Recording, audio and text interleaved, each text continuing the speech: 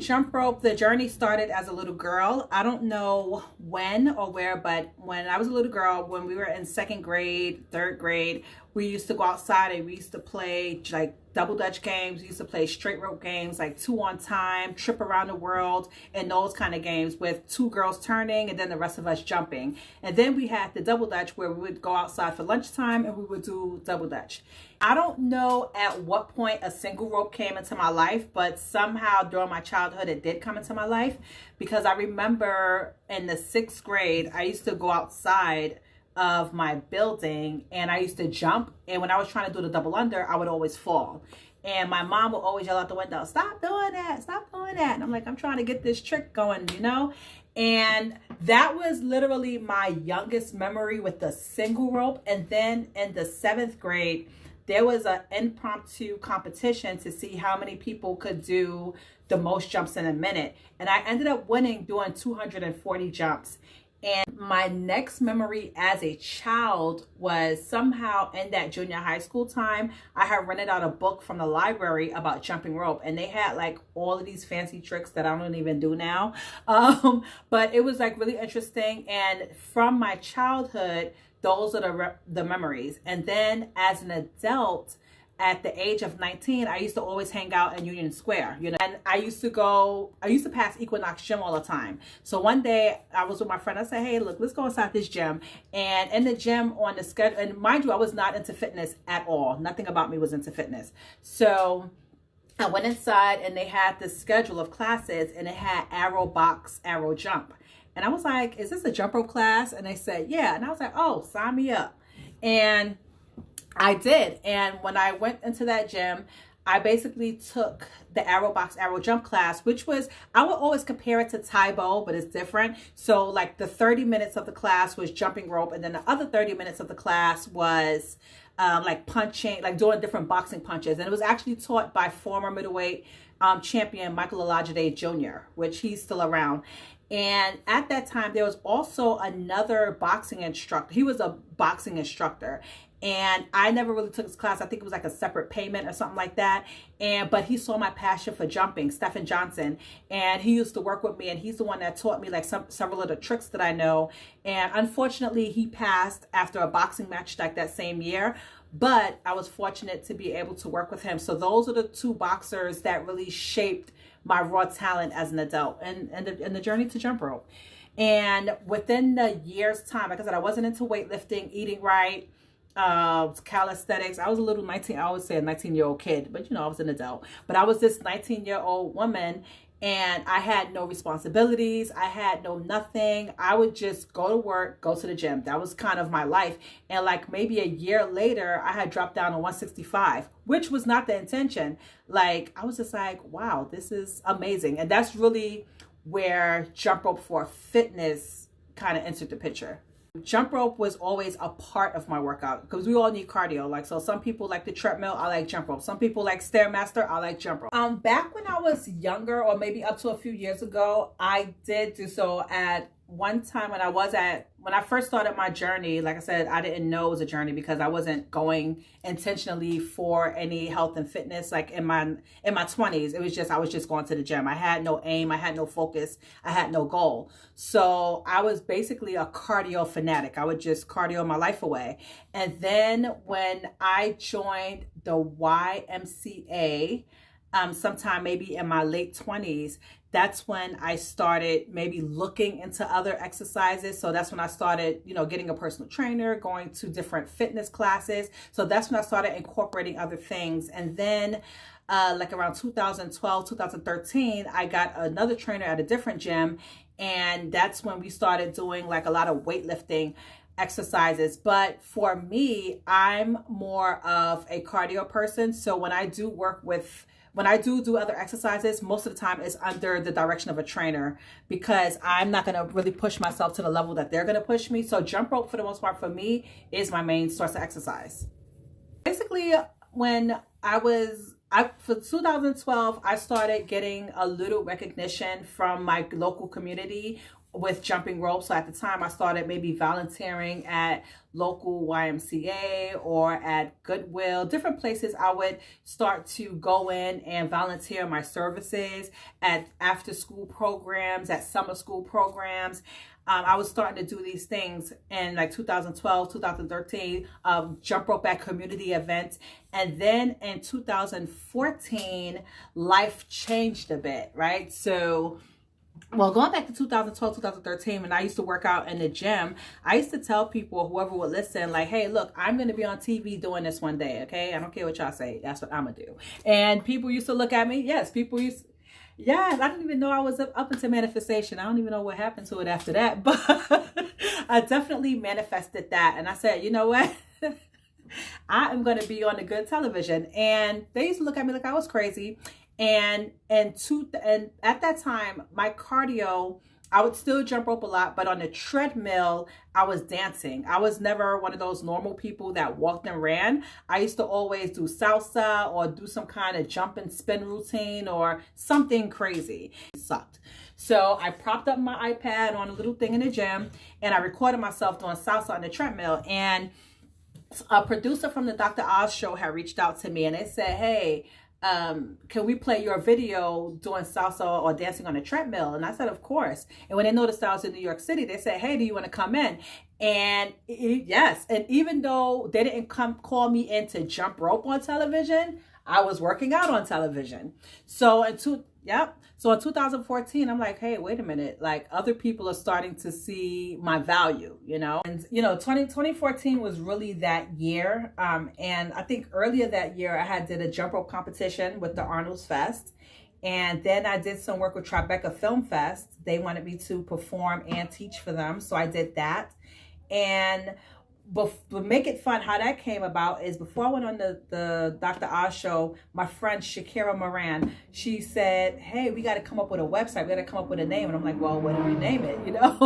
And I give her the credit. She decided Make It Fun NYC. Why? Because when people see my videos, that's all they think about is fun. And the great thing is when Dr. Oz introduced me, he said, Bernadette is here to show us how to make our workout fun. I was like, confirmation, because the thing about it is that the producers, Dr. Oz, nobody knew that I was from Make It Fun NYC. They just knew Bernadette and I was going to dance on the treadmill. So just to hear that confirmation, it was just like, wow, this is confirmation.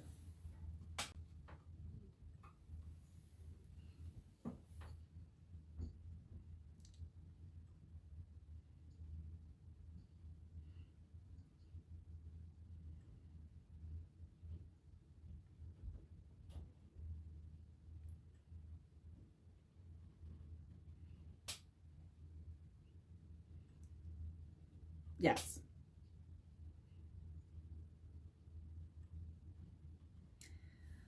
Well, that's a complicated question. Very loaded. Yeah. I would say that is basically about intentionally taking that time out for myself.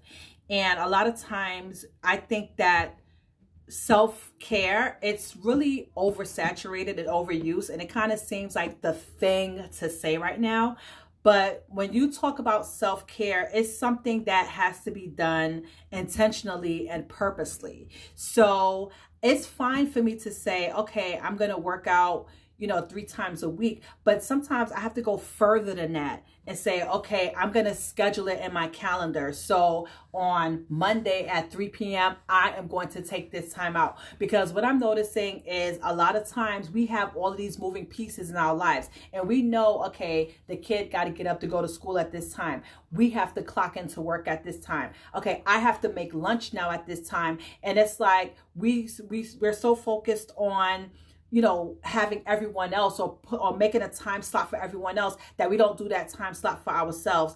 And sometimes what I've noticed in the past is if I don't schedule my workout or the thing that I want to do for myself in the calendar, it's like I'll let the day go by. And then if it fits in, it fits in. And self-care shouldn't work as it fitting in. No, it should be something that is intentionally written in our calendar, like a doctor's appointment or like a dental appointment or whatever thing that we have scheduled on that calendar. We have to stop with this self-care as a cliche and literally and purposely and intentionally schedule that thing. Write it down. Okay, so both of my sons, they are high functioning. And a lot of times I really don't like to make the differences between mild, moderate, and severe. But at the end of the day, there is a difference. And but at the end of the day, whichever part of the spectrum, it's still challenging. But I would say what makes it a bit more challenging for my life is, say, childcare. A lot of times you can't just put your child with anybody to babysit, because autism, a lot of times the behaviors are seen as defiant. And if they don't have a relationship with the person that's maybe watching your children, they can see that behavior as defiant, and then that can cause abuse. You know, I've had to experience that in the past, you know, when before I knew of one of my children's diagnosis, you know, he was at this place and I didn't know that the lady was like pulling and tugging at his ear until I sent my oldest son one day, and that's what he told me what was going on. So the challenging part is really being trusting of other people to handle them, and just certain behaviors that happen. You know, sometimes I can't really control what they do or what they're gonna do. Success, basically, it looks like doing the thing that I want to do on my own term and while impacting other people. So over the years, I've struggled with, you know, having so much noise, you know, in my head. So a lot of times we have maybe these coaches or we have these courses, or we just, you know, try to take in so much information that we're loaded with information that we now try to take on each person or what each person is saying. And then you get to the point where you start to doubt yourself. It's just like, okay, before I post this, what is that coach going to say? Or before I implement this service, what is that person going to say? So in 2020, I really had to do a cleansing of all of that. And I had to say, Bernadette, you're going to do this on this term or on that term. And a lot of times I reflect on things that people told me to stop doing, that if I had stopped doing, I wouldn't be where I was today. Because now when you're listening to so many voices and really taking theirs over your voice, you start to lose your authenticity. And a little of that started happening to me because I was always now double guessing myself. And it was like, okay, should I not? What is that person going to say? Oh my gosh, they're going to do this, they're going to do that. And I literally could have lost out on a lot of opportunities, because a lot of the things that I was being told not to do are the things that got me recognized or pushed me further towards my success today.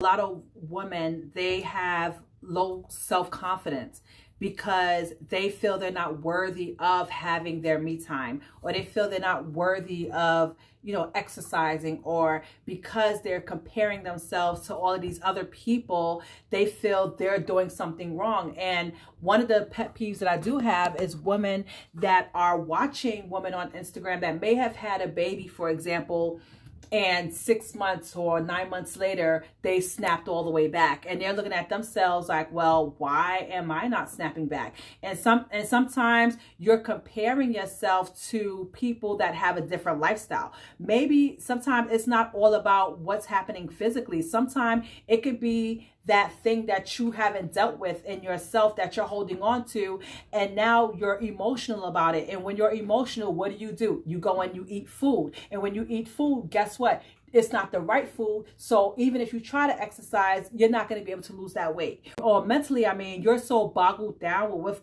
what's going on up inside your head that, like, you can't think straight. And if you can't think straight, you're not going to have the willpower to want to exercise. You may say, okay, new year, new me. You may exercise for one day, and then the next week it's like, okay, what happened? So a lot of times I help my moms recognize that losing weight or even getting well, it's not all about what you do physically. It's really more about mentally and emotionally than anything. So like for me, for example, I wasn't on a weight loss journey per se, but my whys were different. My whys were, okay, I want to decrease my blood pressure medication, number one. Number two, I want to consistently exercise 3 to 5 times a week.